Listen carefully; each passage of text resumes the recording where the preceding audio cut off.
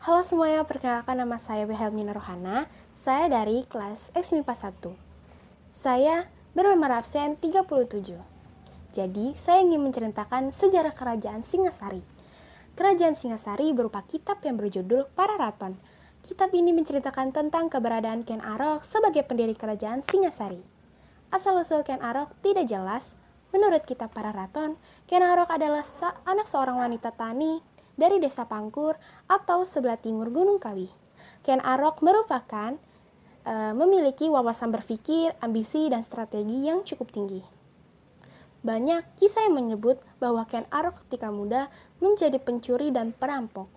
Berkat pengarahan dan bantuan pendeta Loh Gawe, Ken Arok bersedia mengabdikan diri kepada Aku Tumapel. Tunggul Ametung.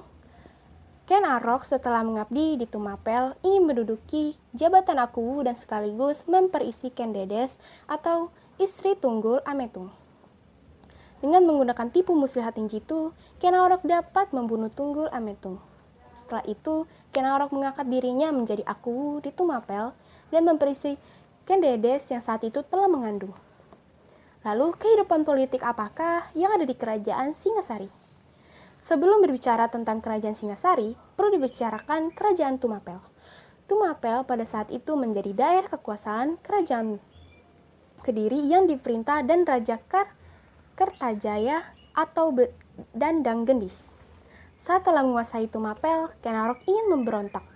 Tetapi menunggu saat yang tepat pada tahun 1222, datanglah beberapa orang pendeta dari Kediri untuk meminta perlindungan kepada Ken Arok karena tindakan yang sewenang-wenang dari Raja Kertajaya.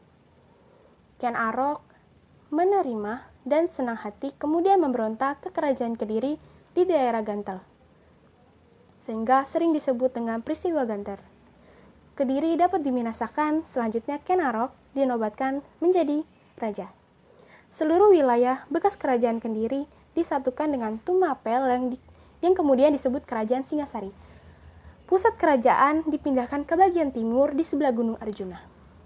Setelah naik tahta, Ken Arok bergelar Sri Rangga Rajasa Batara Sang Amurwabhumi. Dialah pendiri dinasti Rajasa atau Girindra Wangsa. Ken Arok memerintah selama 5 tahun, yaitu dari tahun 1222 hingga 1227.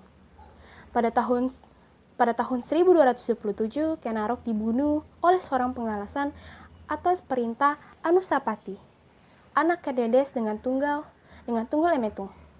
Ken Arok didharmakan di Kanegan. Sepeninggal Ken Arok, Anusapati menjadi Raja Singasari. Anusapati memerintah pada tahun 1227 hingga 1248. Pada masa pemerintahannya tidak banyak hal yang diketahui. Ken Arok dengan selirnya yang bernama Ken Umang mempunyai 4 orang putra, yaitu Panji Tohjaya, Panji Sudhartu, Panji Ureglola, dan Dewi Rambi. Akhirnya Tohjaya mengetahui bahwa yang membunuh Ken Arok adalah Anusapati. Oleh karena itu, Tohjaya ingin membalas dendam kematian ayahnya. Pada tahun 1248, Anusapati berhasil dibunuh.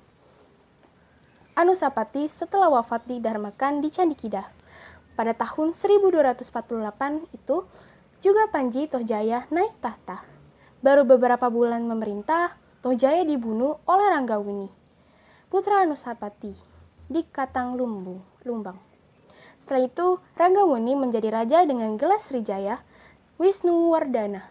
Dalam masa pemerintahannya, Wisnuwardana didampingi oleh Mahesa Cempaka, anak Mahesa Wonggateleng. Mahesa Wonggateleng adalah anak Ken Arok dengan Ken Dedes. Wisnuwardana memerintah dari tahun 1248 hingga 1268.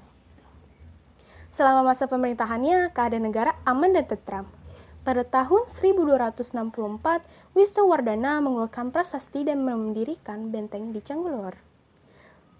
Wisnuwardana meninggal pada tahun 1268 dan didharmakan di Waleri sebagai Shiva dan Jayaku, atau bisa dibilang Candi Jago, sebagai Buddha Amoghapassa.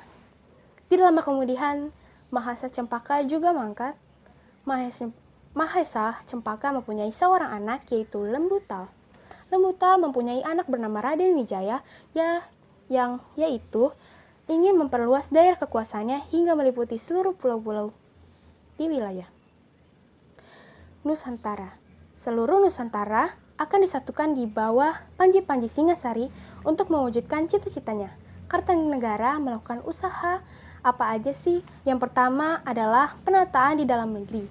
Lalu yang kedua adalah ekspansi ke luar negeri. Nah, kehidupan budaya apakah aja sih yang ada di Kerajaan Singasari? Nah, peninggalan kebudayaan Singasari antara lain berupa prasasti, candi, dan patung. Candi peninggalan Kerajaan Singasari antara lain yaitu Candi Jago, Candi Kidal, Candi Singasari. Adapun patung-patung yang ditemukan sebagai hasil kebudayaan Kerajaan Singasari antara lain patung Kendede sebagai Dewi Prajna Paramita, lambang Dewi Kesuburan, dan patung Kartanegara sebagai Amoghapasa. Apa aja sih kehidupan sosialnya? Yaitu rakyat Singasari mengalami pasang surut ketika sejak zaman Ken Arok sampai masa pemerintahan Wisnuwardana. Pada masa-masa pemerintahan Ken Arok, kehidupan sosial masyarakat mulai terabaikan. Hal itu disebabkan oleh raja sangat gemar menyambung ayam sehingga melupakan pembangunan kerajaan. Nah, lalu aspek kehidupan ekonomi apa aja sih? Berdasarkan analisis bahwa pusat kerajaan Singasari berada di sekitar lembah Sungai Berantas, dapat diduga bahwa rakyat Singasari banyak menggantungkan kehidupan pada sektor pertanian. Keadaan itu juga didukung oleh hasil bumi yang melimpah sehingga menyebabkan Raja Kertanagara memperluas wilayah, terutama tempat-tempat yang strategi untuk lalu lintas perdagangan. Sekian, terima kasih sudah menonton.